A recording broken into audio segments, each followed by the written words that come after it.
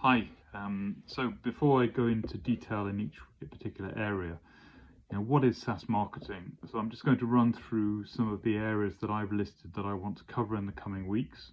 Again, always, I want your feedback. If there's something you think needs to be covered and emphasized further, and if you have any questions that need clarifying, please let me know.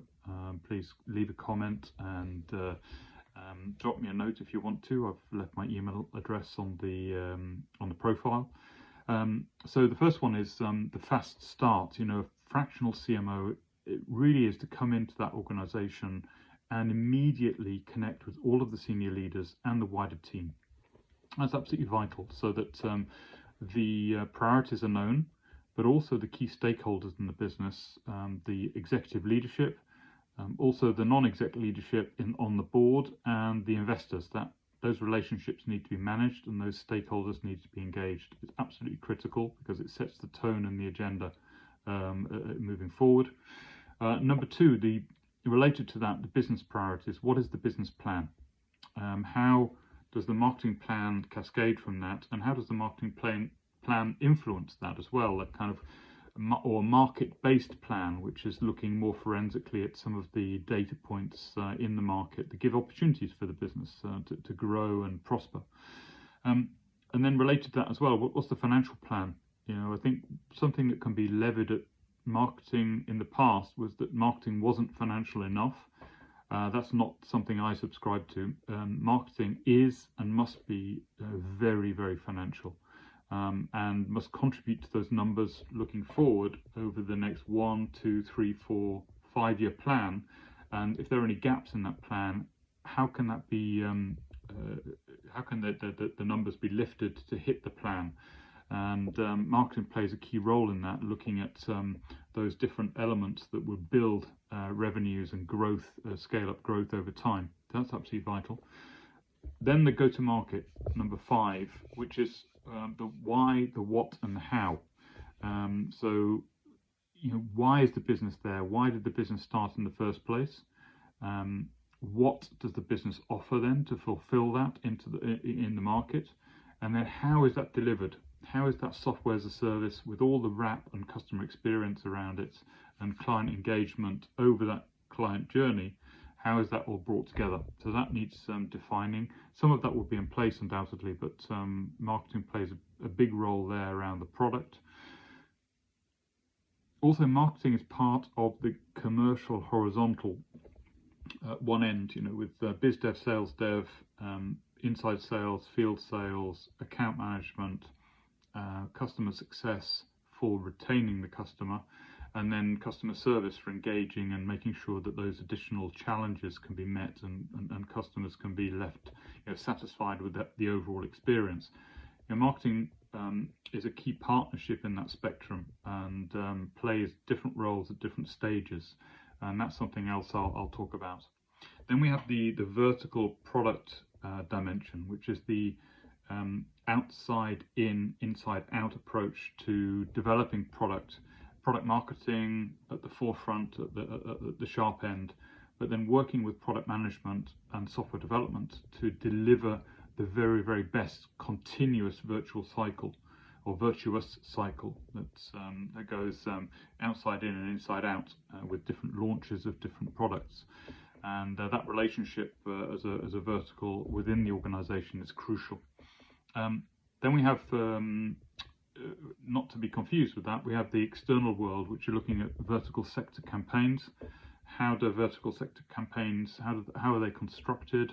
How are they built so that they resonate with different sectors such as fintech and financial services or professional services, or perhaps talent acquisition companies, or whichever are priorities and important for the proposition at hand, and maybe in the future, as the proposition evolves and perhaps different sectors become suitable to adopt that particular technology, then that also is important to develop. So the integrated campaign is a way of building that so it focuses on that vertical sector and resonates, has key messaging and key aspects of the proposition, and the value that are really brought out for those customers and in that sector. Related to that, there's a kind of 80-20 rule where you can't have everything different all the time. You don't have the money or the time, so it's really trying to make the 20% resonance with those sectors, so that they can actually internalize why your proposition, why this SaaS proposition is important. That's absolutely vital. Also, customer case studies all the way. We'll talk about those in terms of how important they are, what makes them work, and also those could be individual, but they need to resonate for a particular sector if you want to use those, and they're vital to use as for key decision makers in other companies in that sector, and also making sure that there's things like a customer network council, so you can bring in key advocates to talk to other customers, to talk to one another in terms of how those customers have found real deep success and why they've chosen your SaaS option and model. So that's absolutely vital. Constant testing and metrics. Again, this is nothing necessarily new, but it's more how forensic and how organized you are as an organization, as a marketing function, as a team, to test different messaging, different propositions, different media regularly, and use measurement to ensure that is fully understood, and that can be improved just with those percentage point tweaks on an ongoing basis. Absolutely vital. Balancing the push outbound with the pull inbound. There are virtues for both of those. Both need to work together. So we'll talk about that in terms of what it takes and which can be stronger if they're done properly. Obsessive about data and profiling. So I've worked with organizations that have offered and used, and actually I was a key proponent when I was in one of my last roles in the larger organization world around behavior intent analytics, looking at new techniques for identifying customers on their buying intent, what keywords they're searching for, how are those keywords understood, and how can you start to line up propositions that will work at the right time for those types of customers, the ones who are active in the market. That's absolutely crucial. Also, again, nothing new, very topical at the moment. 2024 has been the year of AI breakthrough. So how is that going to benefit companies? How is that set up from a marketing perspective, but also the adjacencies across the organization, and how AI can help the whole go-to-market? Some of those elements can be automated, so it allows different team members then to focus on more value-added areas. And there's going to be a lot of building, testing, a lot of regulation and compliance to look out for, so there'll be some big discussions around that. I've referenced it around the greater product market fit, constantly being pretty obsessive with that, around what customers think, how data and information is gathered to help make those decisions, and different features, different value added into product, and also how they start to work better for certain vertical sectors. International markets and growth. What does it take to move into different markets with localization? Excuse me. That's going to be key. Scaling teams and developing talent, because the areas, the specialisms that are required become ever more acute as you start to go into different markets, and you're using different techniques, different tools, different innovations as well.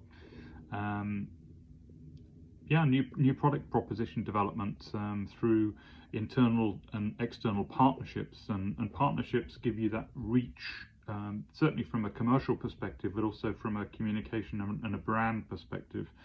I always say it's being in the right, it's rather a consumer and retail phrase, but it's being in the place where the customer wants to shop and buy.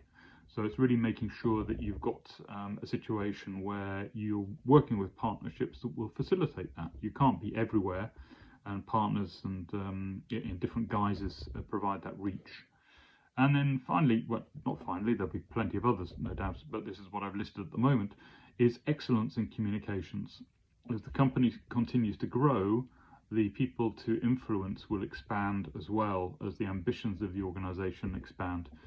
Having said that, as a startup scale up, you also need to be able to communicate very effectively with any number of different organizations. So being crystal clear around one, who are the target personas within client organizations, the targets that you're looking for to try and secure business. But what are the routes to get to those people? How is that going to help? I'm using techniques like account-based marketing and selling. That also allows that blend of activity to use communications and content in the right way at the right time, and the people in the organization too. I talked about the horizontal commercial team, marketing, and through to customer success and customer service with sales and biz dev and so on. That's absolutely vital to have completely aligned to be competitively impactful and secure the right level of business. So hopefully that's about different 18 various points, but my intention is to go into those in more detail and debate and discuss those with you. Again, it's something that I'd like to try and develop into a forum where we can discuss some of these areas and ensure it's beneficial. That's why I'm doing this here. So look forward to hearing from you, and thanks again for listening.